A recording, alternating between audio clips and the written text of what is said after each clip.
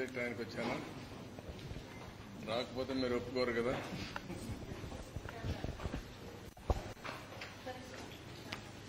ఇవన్నీ కూడా ఎగ్జాక్ట్ గా పనిచేయాలనుకుంటున్నాను టైం ప్రకారం.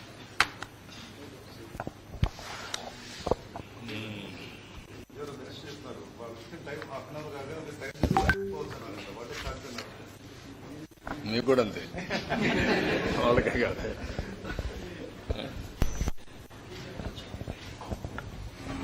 మీకు కూడా 45 minutes.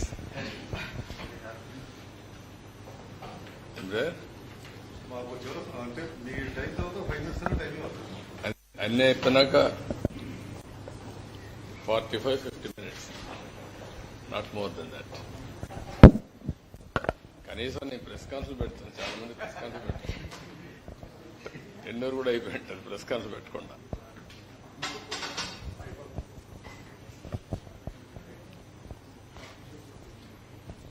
ఈ మైకే బెటర్ కదా ఆ మైక్ కంటే.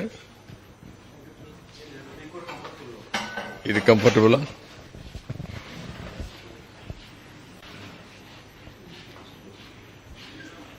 పేపర్లో ఉంటే కాలర్ మైక్ కావాల్సి వస్తుంది. ఓకే, రెడీనా?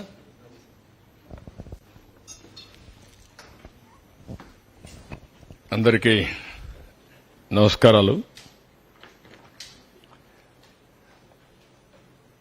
ప్రభుత్వం ఇవ్వదలుచుకున్న 7 వైట్ పేపర్స్ లో ఆ సిరీస్ లో ఇది రెండోది. ముఖ్యంగా అమరావతి.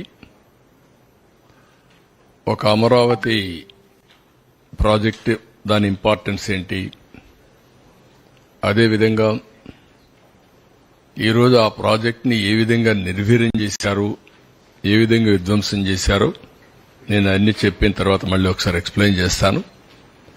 మొట్టమొదటిసారిగా మీరు ఒకసారి చూస్తే నెక్స్ట్. దీనికంటే ముందు లండన్ లో ఉన్న అమరావతి పెవిలియన్ దగ్గరలో ఉన్నాము. ఇన్ఫాక్ట్ దగ్గరలో కాదు, ఇప్పుడు మనం అమరావతి పెవిలియన్, బ్రిటిష్ మ్యూజియంలో భాగమైనటువంటి అమరావతి పెవిలియన్ లోకి మనం ఎంటర్ అవుతున్నాము. సో యూ కెన్ సీ అత్యద్భుతమైనటువంటి అమరావతి శిల్ప సంపద మీరు చూడొచ్చు. మీరు కుడివైపున కన్నా చూసినట్లయితే అమరావతి సంబంధించిన ఆనాడు స్తూపానికి సంబంధించినటువంటి రిలిక్స్ ఏవైతే ఉన్నాయో అవన్నీ కూడా ఇక్కడ ప్రిజర్వ్ చేయడం జరిగింది. అదృష్టవశాత్తు ఎంతో చరిత్ర కలిగినటువంటి ఈ అమరావతి శాతవాహనుల రాజధానిని తిరిగి మన రాజధానిగా నిర్ణయించడం అన్నది చాలా ముదావహం. ఎందుకంటే అమరావతి అన్నది కేవలం భారతదేశంలోనే కాదు, ప్రపంచ ప్రఖ్యాతి చెందినటువంటి నగరం. ఎంతో మంది చరిత్రకారులకి, ఆర్కియాలజిస్టులకి కూడా అమరావతి అన్నటువంటిది చాలా ఇంపార్టెంట్. చాలా చేసుకోవడం అన్నది మన అదృష్టం. ఎందుకంటే మనకి ఆంధ్ర రాష్ట్రంలో అమరావతిని మించి ముఖ్య పట్టణం కానీ, అమరావతిని మించిన చారిత్రకమైనటువంటి పట్టణం కానీ మనకి లేదు అన్నది. మీరు ఒకసారి ఇది చూస్తే బ్రిటిష్ మ్యూజియంలో ఉంది. అమరావతికి ఒక గ్యాలరీ ఉంది. శాతవాహనుల కాలంలో అమరావతి రాజధానిగా ఆనాడు పరిపాలించిన నగరం అది. ఎగ్జాక్ట్ గా ఇన్ని దశాబ్దాల తర్వాత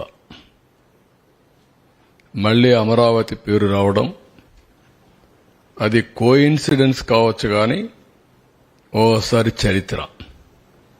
దీంట్లో చాలా సెంటిమెంట్ కూడా ఉంది. రాష్ట్రం విభజన జరుగుతుందని ఎవరు ఊహించలేదు. మళ్లీ ఇక్కడ రాజధాని పెడతామని ఊహించలేదు.